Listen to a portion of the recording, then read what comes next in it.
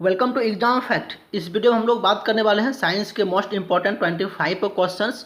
और ये 500 क्वेश्चन का एक सीरीज चल रहा है जिसमें कि 4 वीडियो हम पहले अपलोड कर चुके हैं, जिसमें कि 25 करके कुल आपका 100 प्रश्न कंप्लीट हो चुका है। तो यहाँ पे भी हम लोग 25 क्वेश्चन को डिस्कस करने वाले हैं और हर एक जो वीडियो होगा अप्रॉक्स 25 क्वेश्चन के आसपास होगा।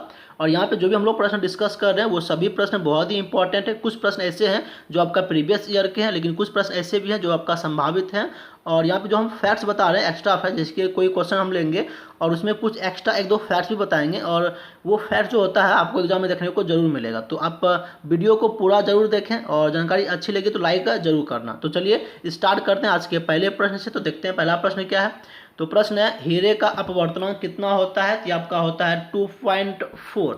और अपवर्तनांक जो आपका सूत्र होता है उसको हम लोग म्यू कहते हैं। म्यू इक्वल टू आपका क्या होता है? Sine i by sine r. तो ये भी याद रखना है, sine i by sine r होता है। और ये आपका जो आपका अपवर्तन होता है उसका सेकेंड नियम भी होता है, जिसको स्नेल का नियम भी कहा जाता है।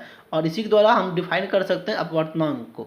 तो चलिए मूव करते हैं आपका अगले प्रश्न पे। तो देखते हैं प्रश्न क्या है। अगला प्रश्न है, दो समतल दर्पण 40 डिग्री पर रखी गई है, तो उसमें प्रतिबिंब की संख्या क्या होगी? तो इसके लिए हम एक फॉर्मूला आपको कई बार बताए हैं। फॉर्मूला आपका है n इक्वल टू 360 अपॉन में थीटा माइनस में 1। अब यहाँ पे आपको थीटा का मान दे रखा है, कितना दे रखा है? तो 40 डिग्री पर। अगर 40 डिग्री पर रखेगा आप यहाँ पर अगर 40 रखते हो तो 40 से कितने बार कट जाएगा? आपका 9 बार में कट जाता है और 9 में 1 माइनस होगा, यानी कि आपका आंसर कितना हो जाएगा? 8 आ जाएगा।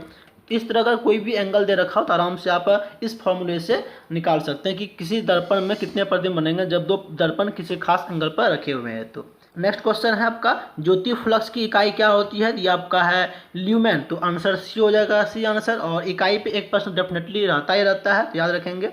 अगला प्रश्न आपका है, ग्रामोफोन का आविष्कार किसने किया है? ये आपका है थॉमस अल्वा एडिसन। और ये बहुत प्रसिद्ध है क्योंकि बल्ब का आविष्कार जो है, आपका जो इलेक्ट्रिक बल्ब होता है, आविष्कार इन्हीं के द्वारा किया गया है। तो 1878 में ग्रामोफोन का आविष्कार किया गया था थॉमस अल्वा एडिसन के द्वारा। मूव करते हैं आपका नेक्स्ट प्रश्न पे। तो देखते हैं प्रश्न क्या है। तो प्रश्न है, 20 सेंटीमीटर फोकस दूरी वाले अवतल दर्पण के सामने 30 सेंटीमीटर की दूरी पर एक वस्तु रखी जाती है, तो उसका प्रतिबिंब कितनी दूरी पे बनेगा? तो ये आपका एक न्यूमेरिकल का प्रॉब्लम है। और यहाँ पे हम लोग फिजिक्स, केमिस्ट्री और बायोलॉजी तीनों के महत्वपूर्ण प्रश्न को यहाँ पे डिस्कस करते हैं। और कुछ जो न्यूमेरिकल्स आपका या तो केमिस्ट्री में आएगा या तो फिजिक्स में आएगा, तो हम लोग उसको भी डिस्कस करेंगे। तो हर एक चीज़ों को आप जरूर नोट डाउन करके रखें। अब इसको सॉल्व करते हैं। तो कैसे करना है, सिंपली एक मिनट थोड़ा सा इसको हम छोटा और कर लेते हैं। हाँ, तो फॉर्मूला क्या आपका हो गया? 1/f। 1/f इक्वल टू क्या हो गया? 1/v और प्लस में 1/u। अब यहाँ पे जो भी चीज़ दे रखा है आपको आप यहाँ पे पुट कर देंगे। तो क्या दे रखा है आपका? 20 सेंटीमीटर की फोकस दूरी। 20 सेंटीमीटर फोकस रखना है, साथ में 30 सेंटीमीटर की दूरी पे। अगर 30 सेंटीमीटर की दूरी पे रखा है यानी कि आपका f दे रखा है, u दे रखा है, आपको निकालना है कि प्रतिबिंब कितनी दूरी पे बनेगा। तो यहाँ पे पुट करें तो हम आपको रफ करके बताते हैं। तो सबसे पहले आपका f दे रखा है, f कितना हो जाएगा आपका? 20 सेंटीमीटर। लेकिन यहाँ पे ये बातें आती है, साइन कन्वेंशन जो है बहुत मायने रखता है जब आप न्यूमेरिकल बनाते हैं, खासकर फिजिक्स का। तो कोई भी अगर दर्पण हो, यहाँ पे लेंस हो, अगर अवतल दर्पण की हम लोग बात करें तो अवतल दर्पण कुछ आपका ऐसे होगा। तो अब अवतल दर्पण इस तरह कुछ होता है। अब कोई वस्तु कहा जाता है कि जब आपका पोल यानी कि ध्रुव है उसके अगर लेफ्ट की बात करेंगे तो हर एक चीज़ आपका माइनस होती है, और जब पीछे की बात करेंगे आपका क्या होती है? प्लस होती है। दूसरी बात, ऊपर जब भी बात करेंगे कोई भी चीज़ आपका प्लस होगी और नीचे आपका क्या होती है? माइनस होती है। ये दोनों चीज़ आप याद रखेंगे। अब इसको सॉल्व करते हैं। तो सबसे पहले आपका फोकस है, तो फोकस आपका क्या हो जाएगा? तो माइनस कितना हो जाएगा? फोकस आपका दे रखा है -20, तो -20 हो जाएगा। उसके बाद हो गया 1/v हो गया, और प्लस में आपका क्या हो गया? 1/u, यानी कि u का आपका वैल्यू कितना दे रखा है? 30 दे रखा है, यानी कि -30 हो गया। जब इसको आप लेके जाएंगे तो यहाँ पे क्या हो जाएगा? प्लस हो जाएगा। और जब प्लस हो जाएगा आप इन दोनों को सॉल्व कर देंगे, आपका 20 और 30 का एलसीएम कितना आ जाएगा? 60 आ जाएगा। एक बार और आप कर देते हैं, 60 आ गया। और यहाँ पे आपका कितना था? 20, यानी कि -3 और प्लस में 2, तो कितना हो जाएगा? -1/60। तो ये आपका तो एचसीएम लेके मेथड है, तो आराम से बना लेंगे आप। तो अब यहाँ पे 1/, चूँकि यहाँ पे 1/v हम निकालेंगे, तो 1/v अगर आपका -1/60 आया है तो v का मान कितना हो गया? 60 आ गया, यानी कि -60 हो गया। -60 सेंटीमीटर आ गया। और माइनस का मतलब ये हो गया कि जो आपका प्रतिबिंब बनेगा वो आपका सामने बनेगा, यानी कि मिरर के सामने जिधर वस्तु रखी है उधर ही आपका प्रतिबिंब बनेगा। तो चलिए मूव करते हैं आपका नेक्स्ट क्वेश्चन पे। प्रश्न आपका देखते हैं क्या। अगला प्रश्न आपका है, कि गन मेटल में क्या नहीं होता है। तो यहाँ पे 4 गो ऑप्शन दे रखा हुआ है आपका, पीबी यानी कि लेड है, कॉपर है, जिंक है और एसएन यानी कि टिन है। तो इन चारों में से गन मेटल में क्या नहीं होता है। तो अब पहले हम बताते हैं कि क्या होता है और उसकी प्रतिशत मात्रा भी कई बार एग्जाम में पूछा जाता है, तो हम वो भी बता देते हैं। तो सबसे पहले हम लोग बात करेंगे कॉपर का। तो कॉपर सबसे ज़्यादा होता है और ये आपका होता है 88%। तो कॉपर आपका 88% हो गया। और जब जिंक की बात करेंगे तो जिंक आपका हो जाएगा करीबन 2% के आसपास आपका क्या होता है, जिंक होता है। और जब हम टिन की बात करेंगे तो आपका टिन हो जाता है 10%। तो ये आपका होता है। तो गन मेटल में आपको समझ में आ गया कि क्या क्या होता है, कॉपर होता है, जिंक होता है और टिन होता है। अब यहाँ पे जब बात की है पीबी यानी कि लेड की, तो उसमें लेड नहीं होता है। तो याद रखना आपका गन मेटल में क्या नहीं होता है, लेड नहीं होता है। तो क्या होता है, कॉपर, जिंक और टिन होता है। मूव करते हैं आपका क्वेश्चन नंबर 7 पे। तो देखते हैं प्रश्न क्या है। सफ़ेद सोना किसे कहा जाता है। ये अभी तक कम से कम 50 बार एग्जाम में हम देख चुके होंगे, मतलब पेपर को जब उठाते हैं देखते हैं कई बार पूछा जाता है। तो ये आपका जो सफ़ेद सोना इसको कहा जाता है आपका, सॉरी ये प्लेटिनम है, इसको कहा जाता है आपका प्लेटिनम का। यहाँ पे आप ठीक कर लेंगे, आपका प्लेटिनम को कहा जाता है सफ़ेद सोना।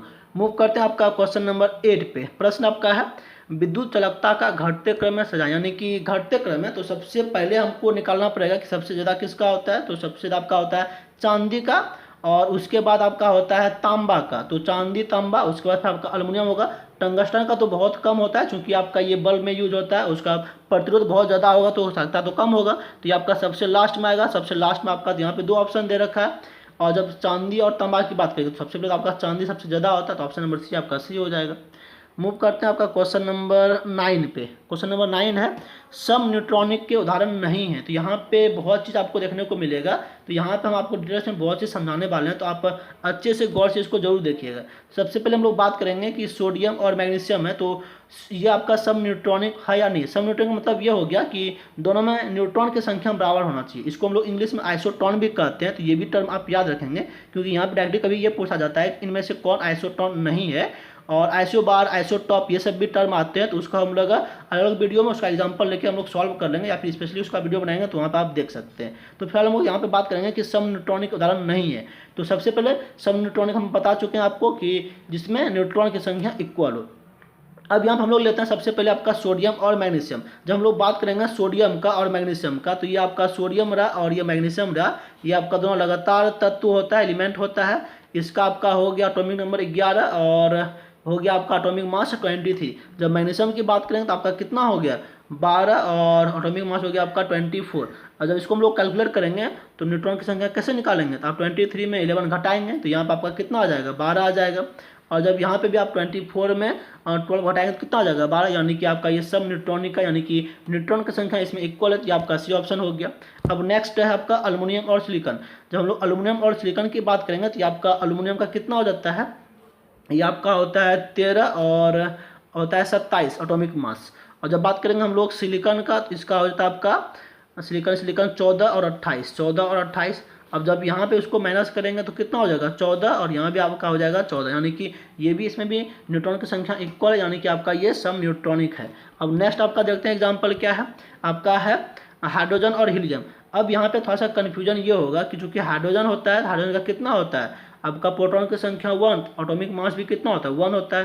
हीलियम की बात करेंगे तो ये आपका कितना हो गया 2 हो गया, और कितना हो गया 4 हो गया। अब यहाँ पे देखिए कि आपको लग रहा है कि इसमें अगर हम इसको मैच करेंगे तो न्यूट्रॉन तो हाइड्रोजन में होता ही नहीं है, तो इसका 0 हो गया।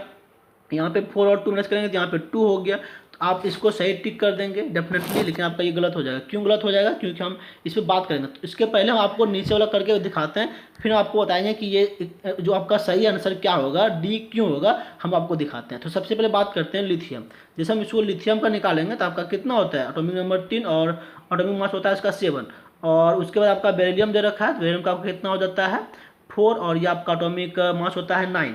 तो यहाँ पे जब इसको कैलकुलेट करेंगे तो इसमें डिफरेंस कितना आपका 4, यानी कि न्यूट्रॉन आपका 4 हो गया।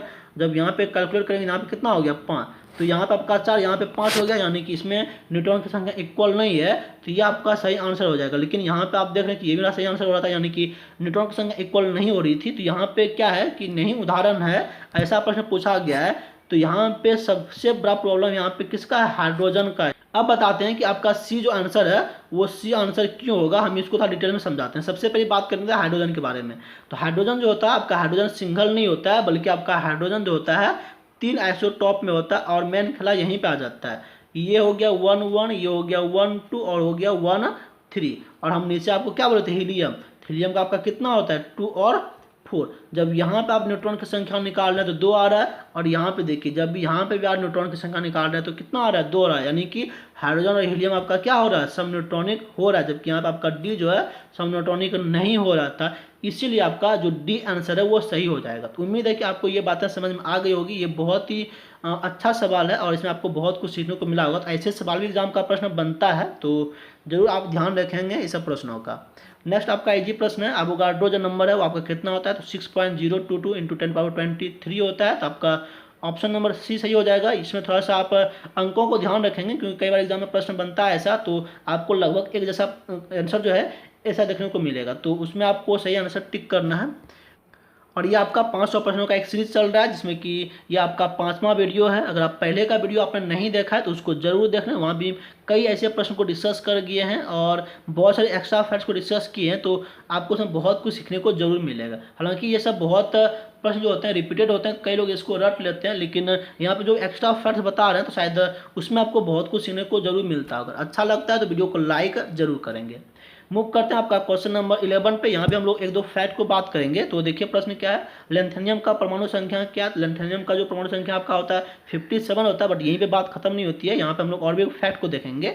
जो लेंथेनियम होता है उसके अलावा आपका लेंथेनाइड सीरीज होता है, जिसमें कि आपका कितना एलिमेंट होता है, तो 14 एलिमेंट होता है। और 14 एलिमेंट आपका कहाँ से कहाँ तक होता है उसको जरूर याद रखें, क्योंकि यहाँ से कई बार एग्जाम का प्रश्न बनता है। तो आपका लेंथेनियम जो होता है 57, लेकिन लेंथेनाइड जो सीरीज होगा आपका 58 से लेके 71 तक होता है। और इसमें जो आपका कुल कितना तत्व हो गया 14 हो गया। इसी जगह आपका एक्टेनाइड भी होता है, और एक्टेनियम जो आपका होता है वो 89 से लेके 103 तक होता है। तो आप ये भी याद रखें, क्योंकि यहाँ से एग्जाम का प्रश्न आपको देखने को जरूर मिलता है। मूव करते हैं आपका क्वेश्चन नंबर 12 पे है। ये आपका साइंटिफिक नेम्स है और यहाँ से प्रश्न आपका देखने को मिलता है। पहले ये आपका एसएससी में ट्रेंड हुआ करता था, एसएससी में पूछा जाता था, लेकिन अब रेलवे हो गया, एनटीपीसी या फिर ग्रुप डी हो, इसके अलावा जो भी एग्जाम और भी होता है आपका, जैसे कि टेक्नीशियन हो गया या फिर लोको पायलट हो गया, तो यहाँ भी प्रश्न देखने को आपको जरूर मिलता है। इसके अलावा पॉलिटेक्निक हो गया, डीआरडीओ हो गया, इसरो हो गया, तो ऐसे प्रश्न भी यहाँ पे भी देखने को आपको मिलता है। तो याद रखेंगे आपका जो ओरजा सटाइवा है ये आपका धान का वैज्ञानिक नाम है। नेक्स्ट प्रश्न है, पादप कोशिका के संबंध में कौन सा कथन गलत है। तो सबसे पहली बात, ये आपका लवक पाया जाता है, तो ये सही आपका है। इसमें से कोशिका वृत्ति पाया जाता है, ये भी सही है। सेंट्रोसोम पाया जाता है, ये गलत आपका है। और नेक्स्ट आपका डीएनए, ये तो पाया ही जाता है। ये जो आपका सेंट्रोसोम है ये आपका सिर्फ जंतु कोशिका में पाया जाता है, तो याद रखेंगे। हरित लवक तो आपका 3 प्रकार का होता है। इसके बारे में हम स्पेशल आपको एक वीडियो में अच्छे से बता चुके हैं। अगर आप प्रीवियस वीडियो अगर आपने नहीं देखा तो उसको देखेंगे तो आपको यहाँ पे सारा चीज़ क्लियर हो जाएगा इसके बारे में। तो चलिए मूव करते हैं आपका नेक्स्ट प्रश्न पे। आपका नेक्स्ट प्रश्न है, समसूत्री विभाजन आपका कितने चरणों में बांटा जाता है। ये आपका होता है 5 चरणों में। याद रखेंगे आपका जो समसूत्री विभाजन होगा आपका कितने चरणों में होगा, 5 चरणों में होगा। और जो आपका विभाजन होता है, यानी कि जो कोशिका विभाजन होता है वो आपका 3 प्रकार से होता है। यहाँ हम लोग बात करें समसूत्री विभाजन के बारे में, तो इसके बारे में एक दो फैक्ट और भी याद रखेंगे, क्योंकि यहाँ से प्रश्न बनता है। तो सबसे पहली बात ये प्रश्न बनता है कि आपका जो समसूत्री विभाजन है तो सबसे पहले किस वैज्ञानिक ने देखा था। तो ये आपका फ्लेमिंग ने देखा था। कब, आपका 1879 में। लेकिन इसको नाम दिया गया 1882 में उन्हीं के द्वारा माइटोसिस नाम दिया गया, जिसको हम लोग बोलते हैं समसूत्री विभाजन हिंदी में। और जो माइटोसिस होता है यानी कि समसूत्री विभाजन होता है वो आपका 5 चरणों में होता है। तो हम इसका नाम भी आपको बता देते हैं, तो याद रखेंगे। तो इसका नाम आपका है इंटरफेज, प्रोफेज, मेटाफेज, एनाफेज और टेलीफेज। तो ये आपका कई बार एग्जाम का प्रश्न बनता है कि समसूत्री विभाजन का तीसरा आपका जो फेज होता है वो कौन सा होता है, जैसे मेटाफेज होता है। तो कई बार एग्जाम का प्रश्न ये बनता है, तो आप इसको क्रम में जरूर याद रख लेंगे। मूव करते हैं आपका नेक्स्ट प्रश्न आपका है, औषधि विभाजन किसमें होता है। तो ये आपका सब में होता है, यानी कि जीवाणु हो गया, निर्धारित सवाल हो गया, अमीबा हो गया, इन सब में आपका क्या होता है, औषधि विभाजन होता है। अगला प्रश्न है, उत्परिवर्तन का सिद्धांत किसके द्वारा दिया गया था। ये आपका हुगो डी ब्रिज के द्वारा दिया गया था, याद रखेंगे। आपका नेक्स्ट है, जीन शब्द का प्रयोग 1909 में किसके द्वारा किया गया था। ये आपका फर्स्ट टाइम किया गया था आपका जोहानसन के द्वारा। कब किया गया था, आपका 1909 में। तो आप ये डेट आपका जो ये चीज़ होता है ईस्वी, ये जरूर याद रखें, क्योंकि यहाँ से कई बार प्रश्न बनता है। नेक्स्ट आपका है, पुरुषों में पाए जाने वाला गुणसूत्र आपका क्या होता है 44 और प्लस में XY होता है। तो इसी पे डिपेंड करता है कि आपका आने वाला जो संतति होता है, लड़का होता है या लड़की, इसी में निर्धारित होता है। नेक्स्ट आपका क्वेश्चन है, कोशिका में यातायात प्रबंधक किसे कहा जाता है। ये आपका गोल्जी काय होता है, और इसकी खोज आपका कैमिलियो गोल्जी ने की थी। तो इजी है, याद रखेंगे। अगला प्रश्न है, पत्तियों का पीला रंग किसके कारण होता है? तो ये आपका कैरोटीन की वजह से होता है, यानी कि उसमें कैरोटीन की मात्रा की वजह से आपका जो पत्ती होता है वो आपका पीला रंग का होता है। लेकिन कई बार ऐसा होता है जब पत्तियों में कैल्शियम की कमी होती है, सॉरी पोटेशियम की, यहाँ पे याद रखेंगे आप, potassium potassium potassium, sorry calcium नहीं होगा, आपका पोटेशियम होगा। जब आपका पोटेशियम की कमी हो जाती है तो इससे क्या होता है, आपका जो पत्ती का रंग पीला या आपका भूरा हो जाता है। याद रखेंगे, आपका पत्तियों का जो पीला रंग होता है तो कैरोटीन की वजह से होता है, लेकिन अगर जब पोटेशियम की कमी हो जाए तो आपका पीला या भूरा रंग पत्ती का हो जाता है। क्वेश्चन नंबर आपका 21 है, ये आपका ज्योग्राफी से, और यहाँ पे हम 5 क्वेश्चन जो लास्ट में आपका ज्योग्राफी से ले लिए हैं, और इसमें भी बहुत से साइंटिफिक फैक्ट हैं, इसलिए हम इसको ले लिए हैं। तो प्रश्न यहाँ पे आपको बहुत कुछ देखने को मिलेगा, तो आप जरूर वीडियो को देखें अंत तक। तो प्रश्न आपका है, चुनुक पवन किस देश में चलने वाली पवन है? ये आपका है अमेरिका, और इसके साथ साथ ये आपका कनाडा में भी चलती है, जो रॉकी पर्वत है उसके आसपास ये चलने वाली हवा, और ये आपका एक स्थानीय हवा है। इसके अलावा कई एग्जाम का प्रश्न ऐसे बनता है जैसे कि आपका फॉन नामक जो स्थानीय पवन है वहाँ पे कहाँ पे चलती है? तो आपका स्विट्जरलैंड के आल्प्स पर्वत के आसपास चलती है, तो ये भी कई बार एग्जाम का प्रश्न बनता है। हरमटन जो आपका होता है वो आपका कहाँ पे चलती है?